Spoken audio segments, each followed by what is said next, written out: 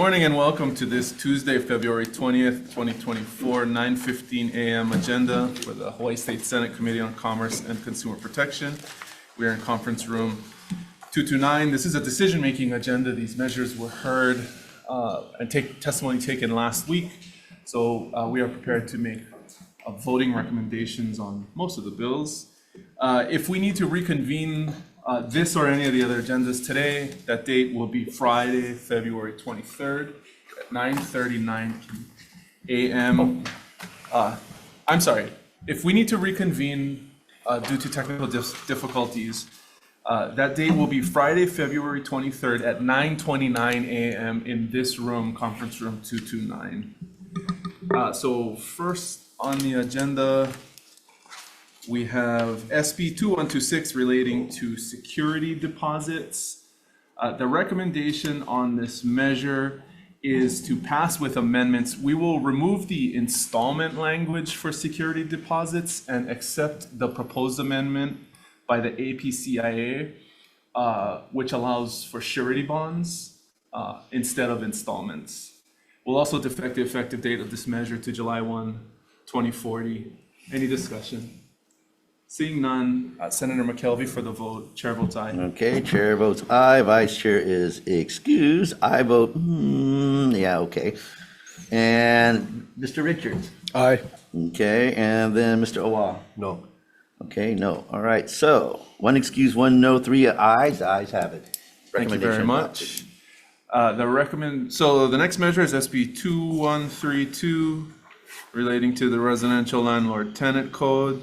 This measure amends the deadlines related to the repair of conditions that constitute health or safety violations and the payment of past due rent. The recommendation on this measure is to pass with a defective effective date of July 1, 2040. Any discussion? This is 2132, right? This is 2132, passing with amendments. Okay. If there's no discussion, chair votes aye. Okay, chair votes aye. Vice chair is excused. Out of the remaining members. Present. Oh, you're here. And congratulations, you can do all this. I hate it. This is the reason why Wait, this is why I never was a vice chair. Why don't you finish the vote on this Okay. one? Yeah. All right, so let me correct myself. With the vice chair now being present, vice chair, how do you vote on this? Aye. Okay, I will vote, yeah. Mr. Richards? Aye. Okay, Mr. Owa? No. All right, and therefore the ayes have it, measure is adopted, and I give it back to your vice chair. Thank you very much. The next measure on this 9:15 a.m. agenda is SB 2834 relating to the Landlord-Tenant Code. This measure amends the Landlord-Tenant Code to provide for a process to dispense of property and return the premises to a landlord when there is a death of a tenant. Let me see here. The recommendation on this measure is to pass with amendments. We have some technical and non-substantive amendments. We'd also like to adopt the proposed amendments in the testimony from Mr. Chi, adding language to state that there is no obligation by a housing provider to disclose the history of deaths in a rented unit. Is it ghost clause? We'll also defect the effective date of this measure to July 1, 2040. Apparently that obligation, there's a similar obligation in seller transactions, but doesn't apply to renters. Yeah, exactly. Any comments? Quick comment, I don't know if the bill addresses it, but sometimes you'll have tenants where there's co-tenants renting the place, and the tenant will die, pass away. Does this bill potentially displace them, dislocate them, give a mechanism of dislocation? If they're surviving tenants that are, part of a rental agreement? That's a good question. Can we toss in the committee report, Section maybe? 1 of the bill, Part B, there is a provision that applies to the case of multiple tenants. Okay.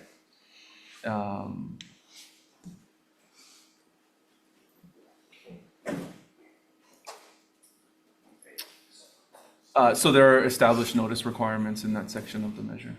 Where they wouldn't be able to retain the lease, though.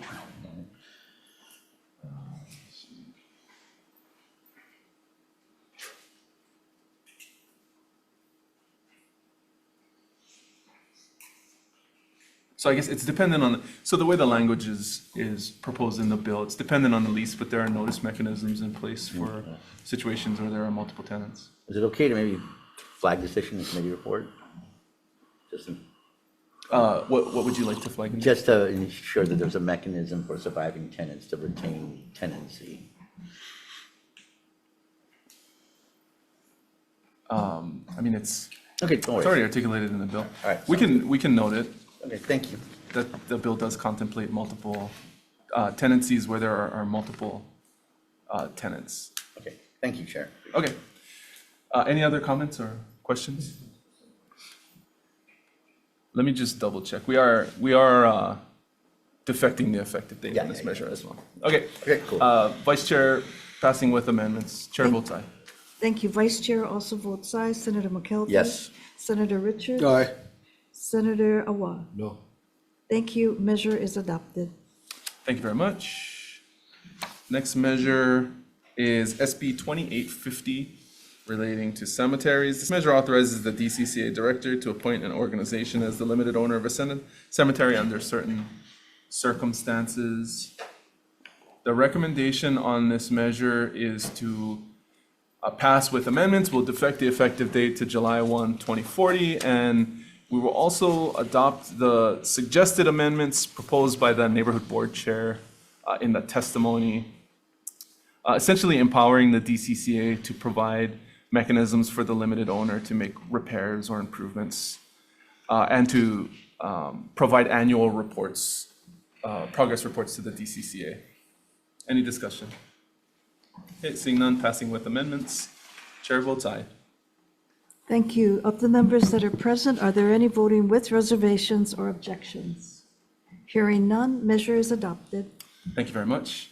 The next measure is SB 2861 relating to exclusive listing agreements. The recommendation on this measure is to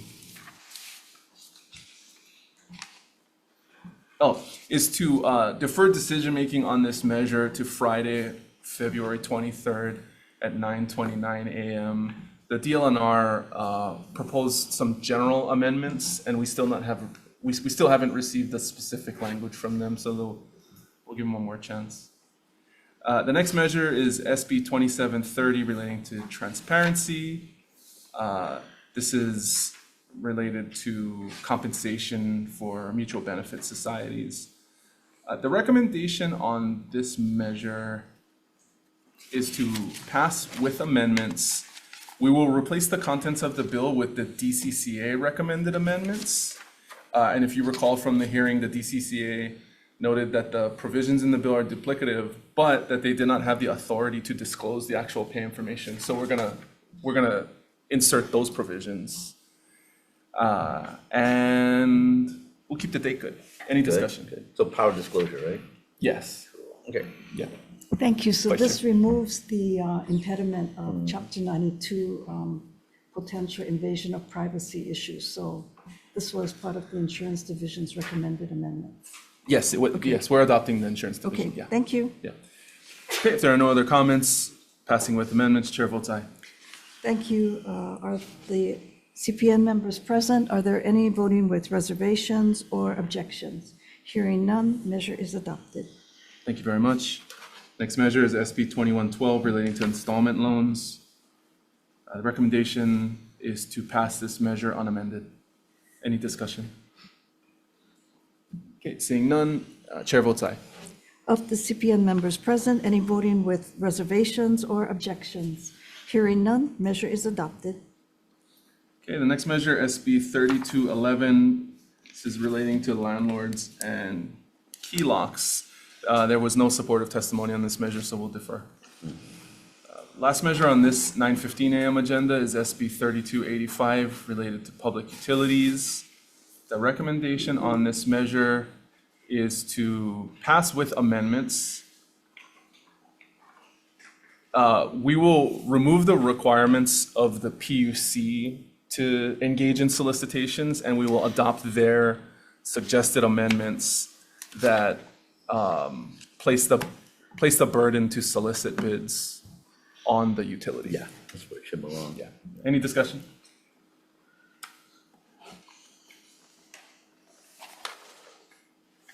Yeah, and just to be sure, we'll defect the effective date on this measure to July 1, 2040. If there's no discussion, passing with amendments, chair votes aye. Thank you. Of the CPN members present, any voting with reservations or objections? Hearing none, measure is adopted. Okay, thank you very much. So we will adjourn that agenda and we will open our 9:30 a.m. CPN agenda here again in room 229 to take up the first measure, SB 2354, relating to alcohol.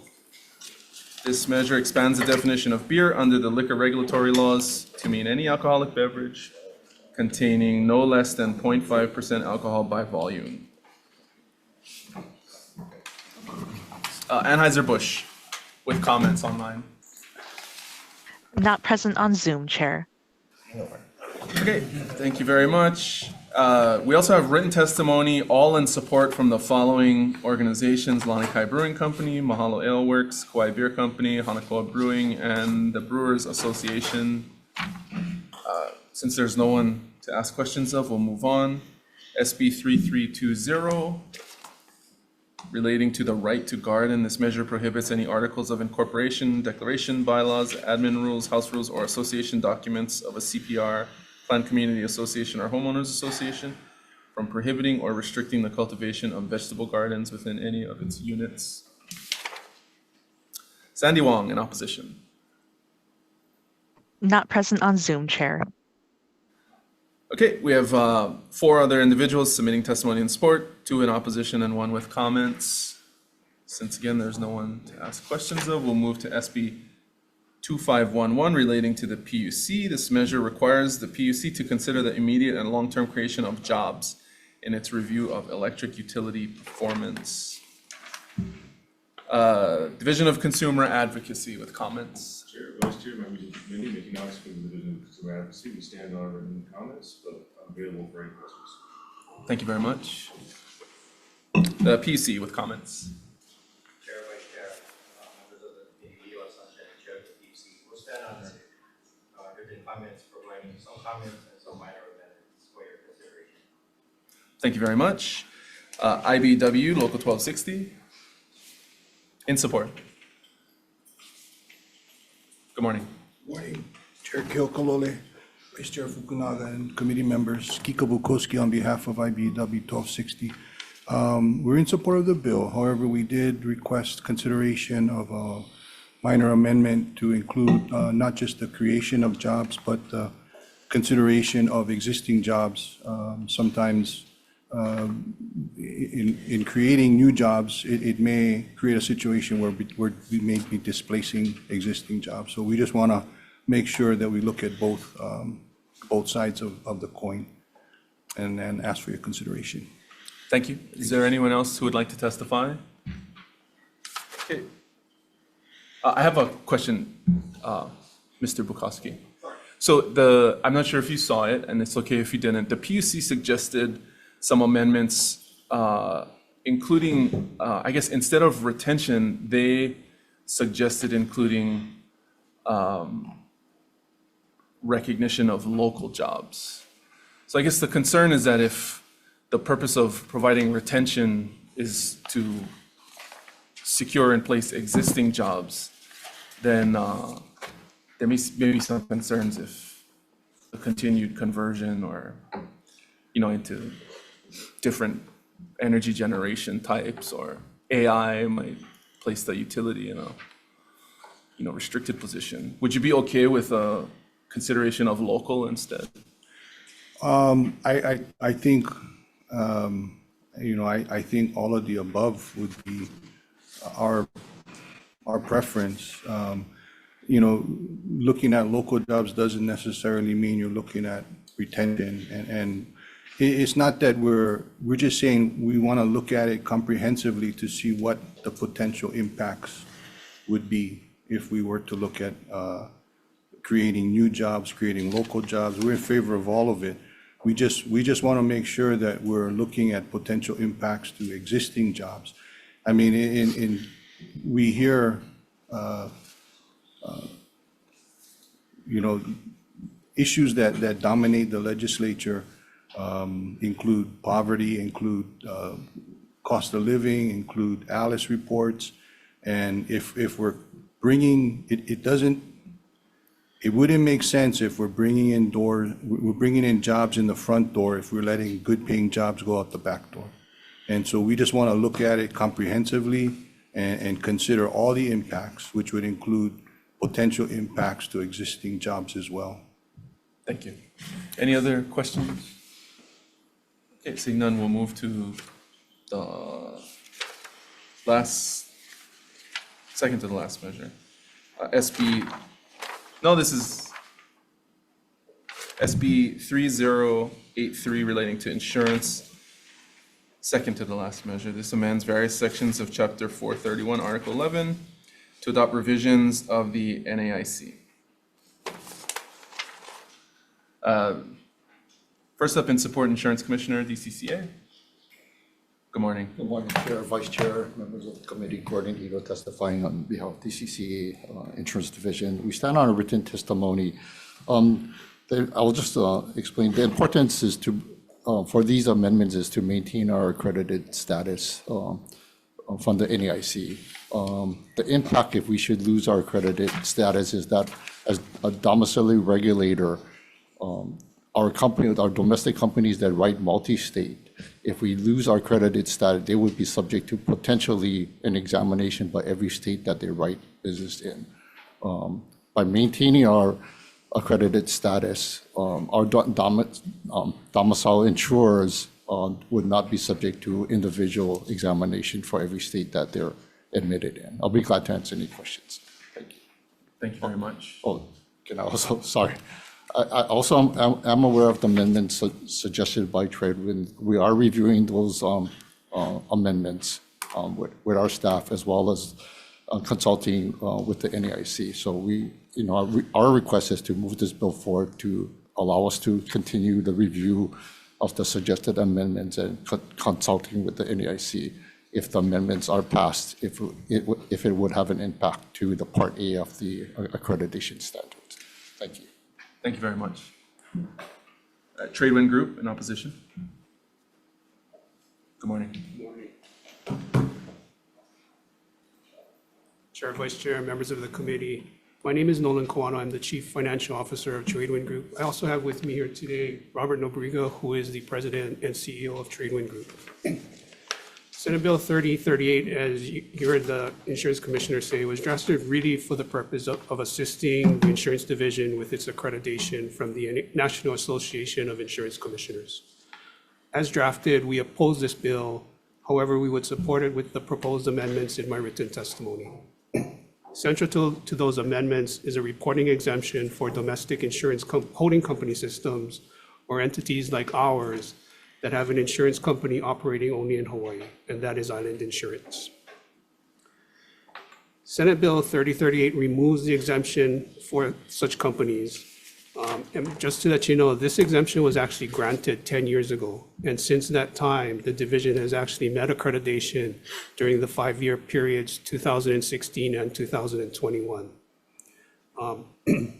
Additionally, the exemption for insurance companies operating only in one state is not unique to Hawaii. In fact, Texas, Nevada, and Kansas all have similar exemptions, and each one of them is accredited by the NAIC. So we would support this bill with the reinstatement of the exemption for domestic insurance holding companies for the enterprise risk reporting, group capital calculation, and liquidity stress test provisions. Thank you for this opportunity to testify. Thank you very much. American Council of Life Insurers in support. Okay, is there anyone else who would like to testify? Okay, members, questions? I have a question for Mr. Ito.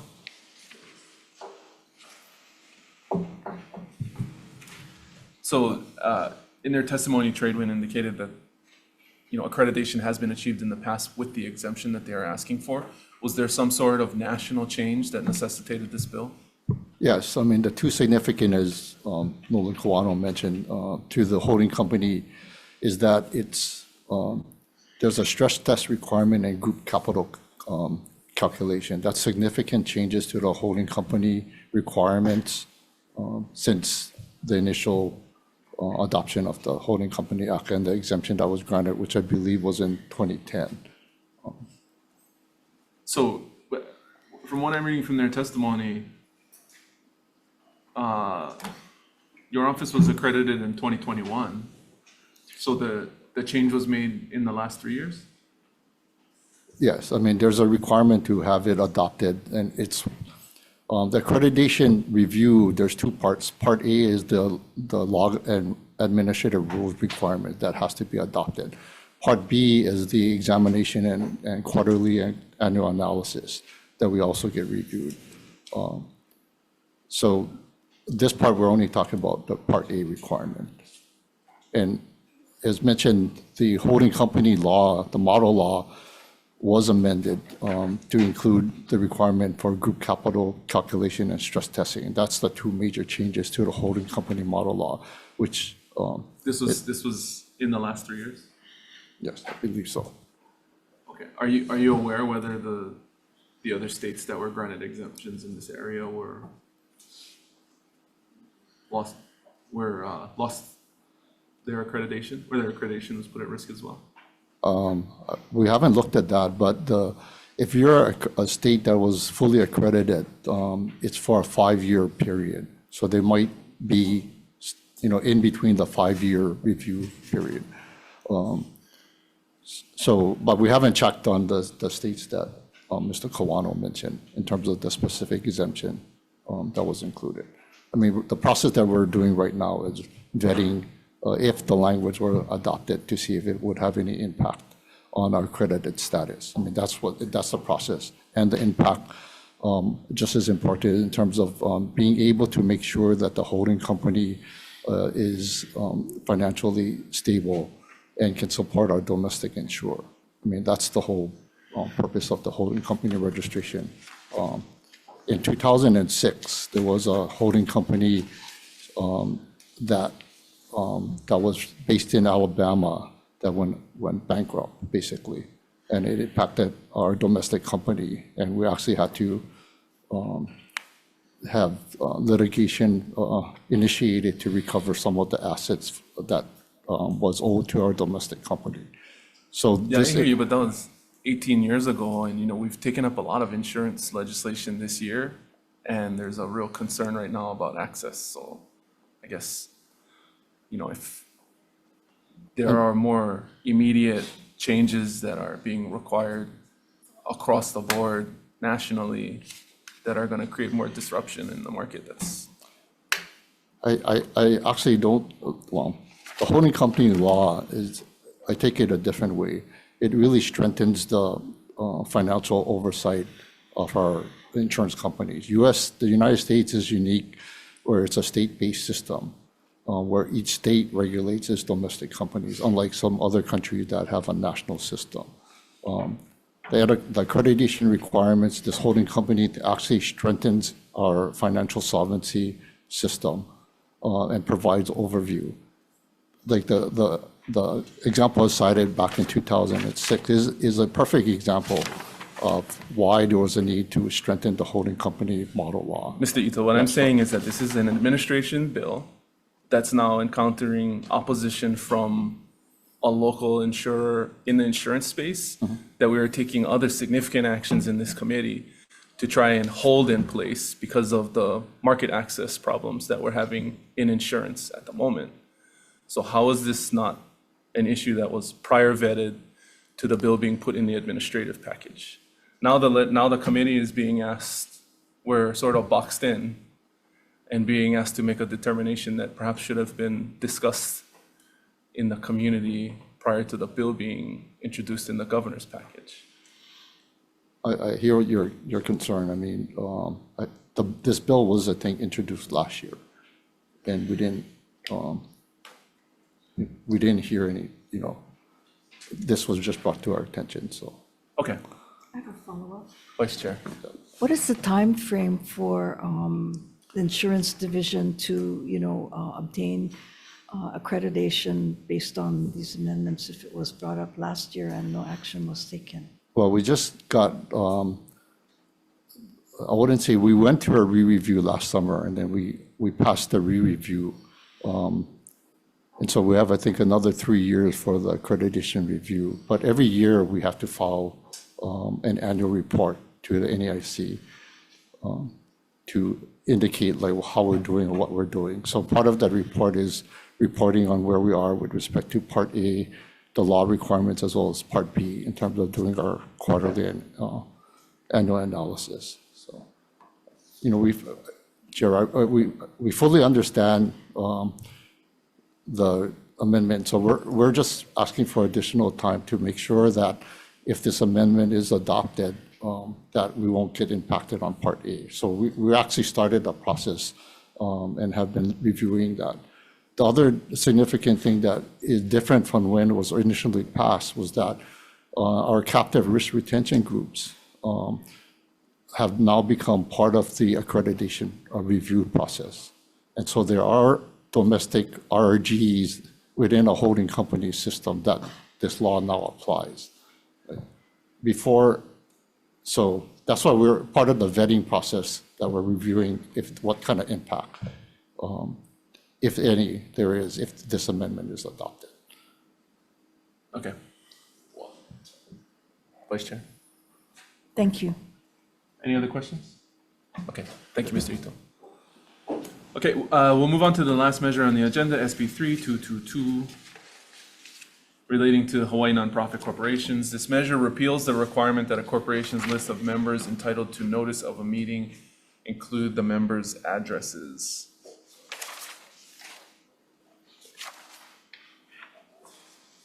And there's no testimony on this measure. All right. Members, are there any questions, or can we move into decision making? Okay, we'll move into decision making on this 9:30 agenda, followed shortly thereafter by a decision making on our 9:35 a.m. agenda, and then we'll be out of here quick. The first measure is SB 2354. This is relating to alcohol, the beer definition measure.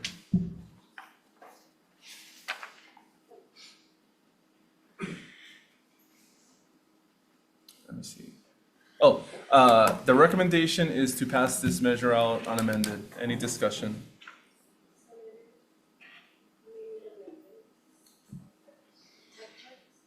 Oh. Okay, I don't see it in the notes. Well, so the recommendation is, instead of passing unamended, we'll pass with technical and non-substantive amendments. Okay, any discussion? Seeing none, passing with amendments. Chair votes aye. Thank you. Vice Chair also votes aye. Senator McKelvey is excused. Senator Richards? Aye. Senator Awa? Aye. Thank you. Measure is adopted. Thank you very much. The next measure, SB 3320. The recommendation is to defer this measure. I'm going to request that this subject matter be taken up as an alternative in the Legislative Reference Bureau study that was passed out in legislation last week before, and also that it be taken up as an issue in the Condominium Governance Task Force. Any discussion? Okay, we'll move on. SB 2511 related to the PUC. The recommendation is to pass with amendments. We will adopt the PUC and the IBW amendments, and effective date to July 1, 2040. Any discussion? Seeing none, chair votes aye. Thank you. Of the CPN members present, are there any voting with reservations or objections? Hearing none, measure is adopted. Okay, next measure, SB 3083. Recommendation is to defer decision-making on this measure to Friday, February 23rd at 9:29 a.m. And the final measure, SB 3222, is to, no testimony, defer. We'll move now to our 9:35 a.m.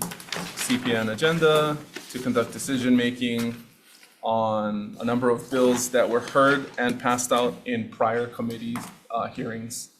The first measure is SB 2476 relating to dental hygienists. The recommendation is to pass this measure unamended. Any discussion? Okay, seeing none, Vice Chair, SB 2476, as is, Chair votes aye. Thank you. Of the CPN members present, are there any objections or reservations? Hearing none, measure is adopted. Thank you very much. Next measure is SB 2119, relating to out-of-state prescriptions. The recommendation is to pass this measure unamended. Any discussion? Seeing none, Chair votes aye. Thank you. Sorry, what was the recommendation again? As is. As is, okay. Of the CPN members present, are there any voting with reservations or objections? Hearing none, measure is adopted. Thank you very much. Next Call measure. a very brief recess so that Senator McKelvey can return. Okay, recess. Thank you.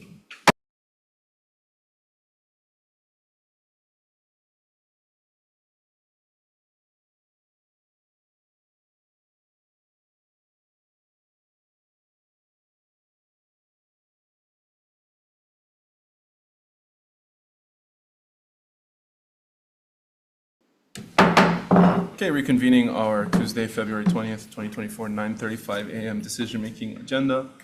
We are on SB 2091, SD1 relating to public utilities. Recommendation is to defer decision-making on this measure to Friday, February 23rd at 9:29 a.m. in room 229.